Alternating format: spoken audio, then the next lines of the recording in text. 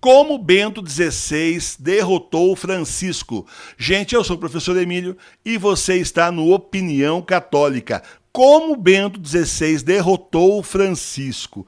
Tem bergoliano disfarçado de católico por aí que critica o Papa Bento XVI por ter renunciado. Tem até gente que não é mais padre por aí fazendo isso, que é um absurdo total.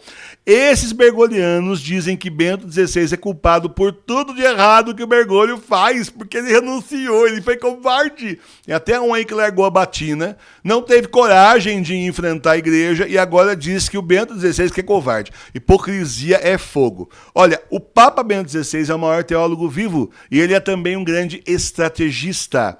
Vamos aqui ver até o final do vídeo para você entender como foi que realmente o Bento XVI venceu o Bergoglio, vulgo Francisco. Presta bem atenção nesse vídeo, é um pouquinho longo, mas com informações assim importantíssimas políticas e históricas para você. A história começa com o Papa João Paulo II, que conhecia muito bem o terceiro segredo de Fátima. Ele sabia o que ia acontecer e procurou proteger a igreja. Assim, o Papa João Paulo II fez 3 coisas importantes. Primeiro, ele escolheu Joseph Ratzinger, que é o Bento XVI, para sucedê-lo.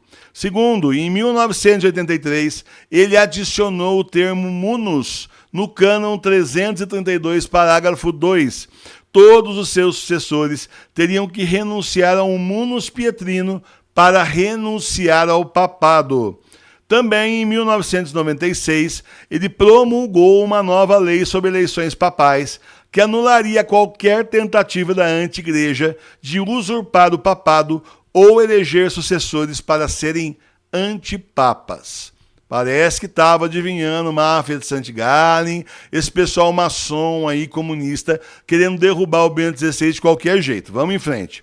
O Papa João Paulo II advertiu que a anti-igreja estava subindo. Ele beatificou Ana Catarina Emériti e assim aprovou as visões dela, inclusive as visões na qual ela alerta que nós íamos ter 2 igrejas no nosso tempo, uma falsa e outra verdadeira. Foi assim que João Paulo II procurou preparar a verdadeira igreja para o que estava para acontecer e tentou proteger o futuro Papa Bento XVI. A máfia de St. Gallen já se reunia há alguns anos fazendo um complô para eleger o sucessor de João Paulo II. Mal o Papa João Paulo II morreu e a máfia de St. Gallen já mobilizou-se para colocar Bergoglio no trono apostólico, isso lá no conclave em 2005. Bergoglio ficou em segundo lugar. Em sua campanha para ser eleito, ele propôs reformas financeiras radicais no Vaticano, nós estamos vendo mesmo, né? Para que ele pudesse se apresentar como salvador e reformador. A ideia, na verdade, era transformar a igreja na noiva do anticristo. Com o conhecimento do futuro, proveniente do terceiro segredo de Fátima, o Papa Bento XVI sabia muito bem o que tinha que fazer. Ele sabia que Bergoglio queria o poder, que a máfia de St. Gallen queria o poder e que eles não iam parar só porque ele foi eleito, tá? Então, Bento XVI tomou os preparativos para defender a igreja com a tradição e, à medida que a pressão aumentava na máfia de St. Gallen, ele planejou a derrota da máfia em segredo. Ao mesmo tempo, ele advertia, o Bento XVI advertia abertamente aos fiéis que a mensagem de Fátima estava prestes a ser cumprida. Em 13 de maio de 2010, ele disse: seria um erro pensar que a missão profética de Fátima está completa. Já alertou que não terminou, que na verdade não se cumpriu com um atentado justamente ao João Paulo II. Está dando aí as dicas para o povo juntar, para os católicos juntarem. Bento XVI sabia que remover a máfia do Vaticano era a chave para defender a igreja, mas quando esse esforço levou à destruição das carreiras de padres e bispos sodomitas, eles se juntaram contra Bento XVI para tirá-lo do poder. Seu pontificado já tinha removido centenas de pervertidos do clero. O golpe de Estado contra Bento XVI estava sendo armado e Bento XVI contra-atacava, tomando diversas medidas para resgatar a tradição e o magistério da verdadeira igreja antes que fosse tarde. Você aí que gosta da missa tradicional, missa tridentina, né? Você aí que se acha tradicional, tem muito a agradecer ao Bento XVI. Ele restaurou a missa antiga em 7 de julho de 2007, permitiu e incentivou amplamente a celebração da missa tridentina em 30 de abril de 2011. Tá? A máfia viu o que o Bento XVI estava fazendo pela verdadeira igreja e os maus clérigos explodiram de raiva. Em 2011, na Conferência Episcopal Italiana, vários cardeais e bispos se levantaram na reunião, um após o outro, dizendo as coisas mais vis contra Bento XVI. Tipo da coisa que você estivesse lá escutando os palavrões, acusações, os absurdos, você até pensava se realmente esse pessoal é bispo e padre de verdade. Um cardeal de Palermo disse que Bento podia morrer dentro de 1 ano por problemas de saúde. Vai ver, ele é futurólogo, né? Dá uma bola de cristal para ele adivinhar o número da cena. A mídia controlada de St. Gallen expandiu isso e relatou como se o cardeal dissesse ao mundo que Bento XVI só tinha 1 ano de vida ou um pouquinho mais. Esse relatório foi publicado no dia 11 de fevereiro de 2012.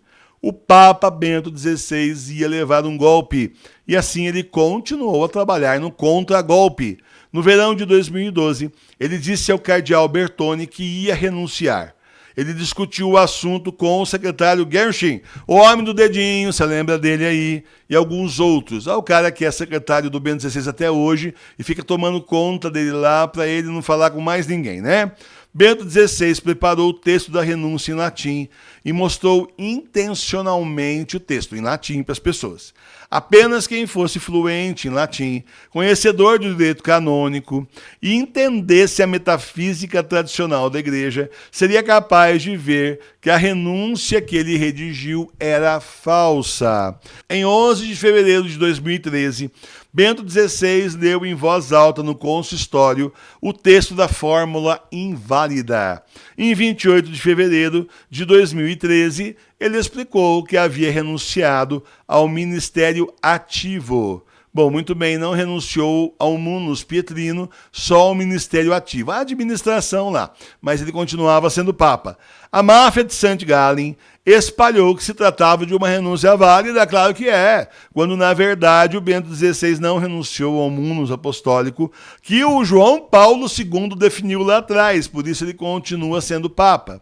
Bento XVI então começou a dar sinais da verdade para os fiéis. Ele continuou usando batina papal, manteve título de sua santidade, assina como Papa Bento XVI até hoje e continua dando a bênção papal. Portanto, ele continua sendo Papa.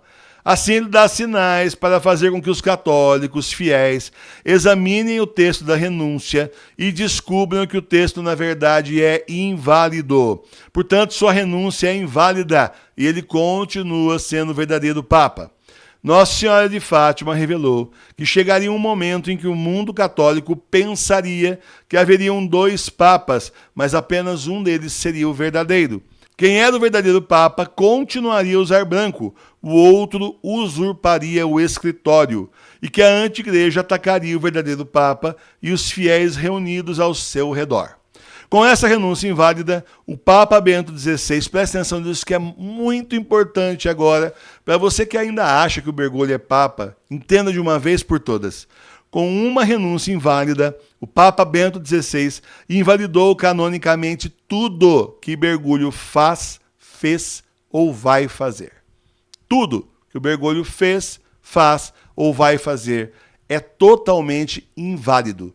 Toda nomeação, toda ordenação, tudo que ele fizer, todos os atos dele são inválidos.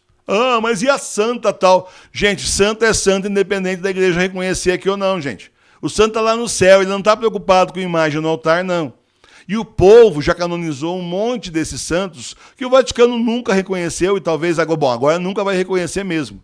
O povo já canonizou, porque recebeu graças, justamente porque o santo intercedeu. Tá certo?